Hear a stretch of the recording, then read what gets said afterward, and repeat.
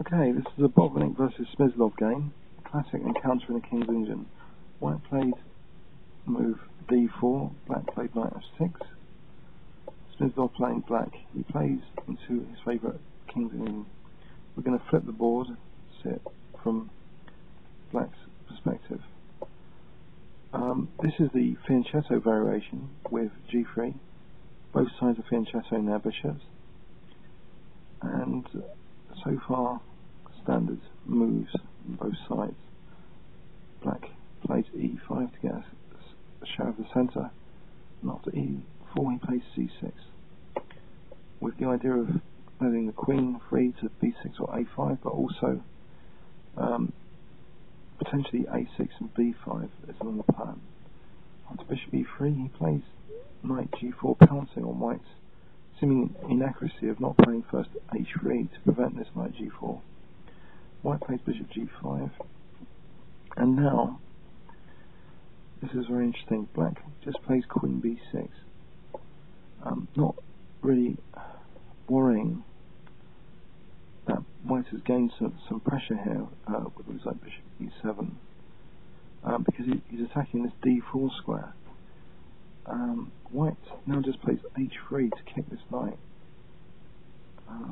Now, instead of moving the knight back to either h6 or f6, black just plays e takes d4, which potentially is asking for trouble because he has got a knight in pre.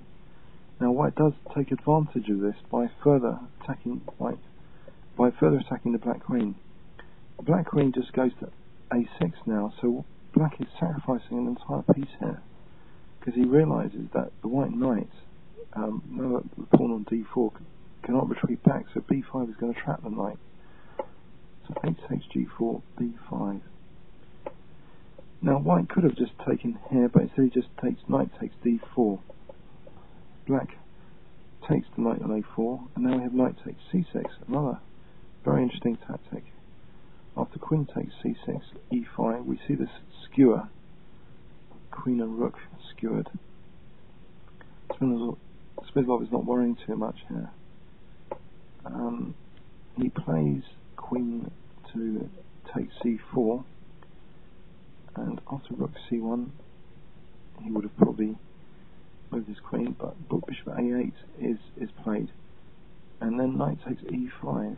So what is the material situation after all this? Black has 3 minor pieces and a rook. White has 2 pieces and 2 rooks. Black is the exchange down for 1 pawn at the moment. But on the other hand, we have double pawns here. We have this potential diagonal which could be quite interesting. Rook c1, queen b4, so this pawn is also quite vulnerable. So black is quite content here to be the exchange down for the moment. After a3, he plays queen takes b2, and now white could have perhaps just played the safe bishop g2 to get this bishop back to base, so it's one less piece and pre. But then maybe he didn't like the look of bishop takes g4. Let's say queen takes a4, knight f3, and what is going on here? King h1 seems about equal. This didn't occur in the game though, this continuation. Instead, after queen a4, queen takes b2, queen takes a4 was played, and black plays bishop b7, which is a very daring move, basically with an absolutely incredible continuation planned. After rook b1, queen and bishop skewered. Now for the second time a different type of skewer in the same game. Black simply plays knight f3. He wants to collect lots of material for his queen. After king h1 he plays bishop takes a8, allowing his queen to be taken. But there's going to be a lovely discovered check here, so black is going to get a lot of material for this queen. This discovered check on the diagonal. Now, after king h2, knight f3 check, king h3 takes on b2, and black has got a lot of material, but also the white king position is not ideal. After queen takes a7, bishop e4, black's bishop's quite central, protecting the knight. This a pawn there could be quite dangerous, so black has to play energetically. a4, king g7, d1, bishop e5. The bishop's very nicely centralised now, and white's king doesn't look too good. Queen e7, is this d6 pawn going to be taken? Black's not too worried by that. Black simply plays rook c8 with the idea of coming down to the 7th rank, which is often decisive in these games. Lindsowich 7th rank principle. For a5, pushing that past pawn, black's rook comes down, and there are some menacing threats now, so what does white want to do about this f2 pawn? Let's have a look at the simple defence. If he had just done rook f1, it's a new variation, there'll be bishop d3, so this doesn't seem too hot. Let's say rook d1 here, then there'll be rook takes f2 with the stunning idea of mating on h2. So this is quite tricky for white. What is he doing about this f2 pawn? What he decides to do is move his king to g2, and then there's knight d4 check and king f1, bishop f3. Now there's threats of bishop e2 as well. White plays rook b1, and believe it or not, after knight c6, white just resigned. White has had enough. Now let's see why. Let's say a move like queen e8 was played at move 33 as a new variation. Bishop d4, hitting that f2 again, now rook and bishop coordinating. And what is white doing here? This doesn't look very good. So say king here, rook takes f2, and it's pretty decisive. It's mating 5 according to my analytical assistant here. So let's look at that final position again after knight c6. What if queen g5, say?